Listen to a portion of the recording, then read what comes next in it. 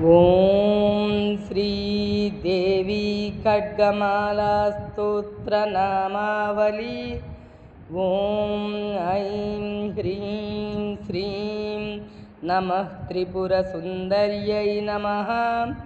ఓం హృదయదేవ్యై నమః.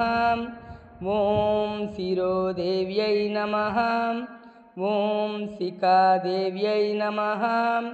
ఓం కవచదేవ్యై నమః. ఓం నేత్రదేవ్యై నమః. ఓం అస్త్రదేవ్యై నమః. ఓం కామేశ్వర్యై నమః. ఓం భగమాలిన్యై నమః.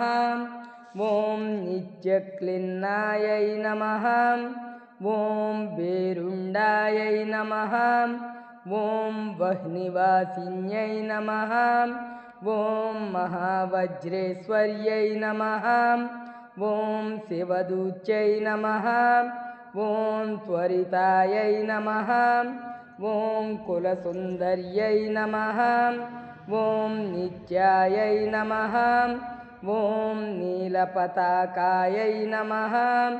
ఓం విజయాయై నమః. ఓం సర్వమంగళాయై నమః. ఓం జ్వాలామాలిన్యై నమః. ఓం చిత్తాయై నమః. ఓం మహానిత్యాయై నమః. ఓం పరమేశ్వర్యై నమః. ఓం మిత్రేశమయ్యై నమః. ఓం షష్ఠీశమయ్యై నమః. ఓం ఉడ్డీశమయ్యై నమః. ఓం చర్యానాదమయ్యై నమః. ఓం అగస్త్యమయ్యై నమః. ఓం లోపాముద్రామయ్యై నమః. ఓం కాలతాపనమయ్యై నమః. ఓం ధర్మాచారమయ్యై నమః. ఓం ముక్తకేశీశ్వరమయ్యై నమః. ఓం దీపకళానాదమయ్యై నమః. ఓం విష్ణుదేవమయ్యై నమః. ఓం ప్రభాకరదేవమయ్యై నమః. ఓం తేజోదేవమయ్యై నమః. ఓం మనోజదేవమయ్యై నమః. ఓం కళ్యాణదేవమయ్యై నమః. ఓం వాసుదేవమయ్యై నమః. ఓం రత్నదేవమయ్యై నమః. ఓం శ్రీరామానందమయ్యై నమః. ఓం మణిమాసిద్ధయే నమః. ఓం లగిమాసిద్ధయే నమః. ఓం గరిమాసిద్ధయే నమః. ఓం మహిమాసిద్ధయే నమః. ఓం ఈశత్వసిద్ధయే నమః. ఓం వసిత్వసిద్ధయే నమః. ఓం ప్రాకామ్యసిద్ధయే నమః. ఓం భుక్తిసిద్ధయే నమః. ఓం ఇచ్ఛాసిద్ధయే నమః. ఓం ప్రాప్తిసిద్ధయే నమః. ఓం సర్వకామసిద్ధయే నమః. ఓం బ్రాహ్మ్యై నమః. ఓం మహేశ్వర్యై నమః. ఓం కౌమార్యై నమః. ఓం వైష్ణవ్యై నమః. ఓం వారాహ్యై నమః. ఓం మహేంద్ర్యై నమః. ఓం చాముండాయై నమః. ఓం మహాలక్ష్మ్యై నమః. ఓం సర్వసంక్షోభిన్యై నమః. ఓం సర్వవిద్రావిన్యై నమః. ఓం సర్వాకర్షిణ్యై నమః. ఓం సర్వవశంకర్యై నమః. ఓం సర్వోన్మాదిన్యై నమః. ఓం సర్వమహాంకుశాయై నమః. ఓం సర్వకేచర్యై నమః. ఓం సర్వబీజాయై నమః. ఓం సర్వయోన్యై నమః. ఓం సర్వత్రికండాయై నమః. ఓం త్రైలోక్యమోహనచక్రస్వామిన్యై నమః.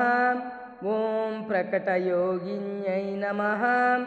ఓం కామాకర్షిణ్యై నమః. ఓం బుద్ధ్యాకర్షిణ్యై నమః.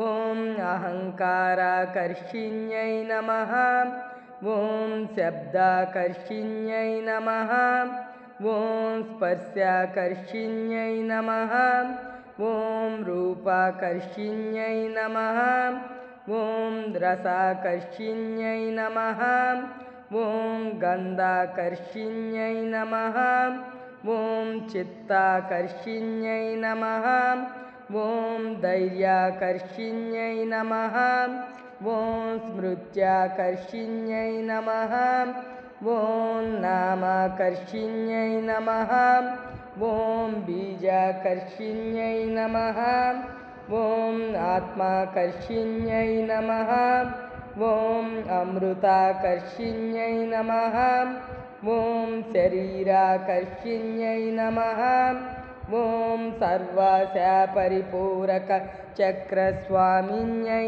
नमः ॐ गुप्तयोगिन्यै नमः ॐ अनङ्गकुसुमायै नमः ॐ अनङ्गमेखलायै नमः ॐ अनङ्गमदनायै नमः ॐ अनङ्गमदनातुरायै नमः ॐ अनङ्गरेखायै नमः ॐ अनङ्गवेगिन्यै नमः ॐ अनङ्गाङ्कुशायै नमः ॐ अनङ्गमालिन्यै नमः ॐ सर्वसंक्षोभनचक्रस्वामिन्यै नमः ॐ गुप्ततरयोगिन्यै नमः ॐ सर्वसंक्षोभिन्यै नमः ॐ सर्वविद्राविन्यै नमः ॐ सर्वाकर्षिण्यै नमः ॐ सर्वाह्लादिन्यै नमः ॐ सर्वसम्मोहिन्यै नमः ॐ सर्वस्तम्भिन्यै नमः ॐ सर्वजृम्भिन्यै नमः ॐ सर्ववशङ्कर्यै नमः ॐ सर्वरञ्जन्यै नमः ॐ सर्वोन्मादिन्यै नमः ॐ सर्वार्थसाधकायै नमः ॐ सर्वसम्पत्तिपूरिण्यै नमः ॐ सर्वमन्त्रमय्यै नमः ॐ सर्वद्वन्द्वक्षयङ्कर्यै नमः ॐ सर्वसौभाग्यदायकचक्रस्वामिन्यै नमः ॐ सम्प्रदाययोगिन्यै नमः ॐ सर्वसिद्धिप्रदायै नमः ॐ सर्वसम्पत्प्रदायै नमः ॐ सर्वप्रियङ्कर्यै नमः ॐ सर्वमङ्गलकारिण्यै नमः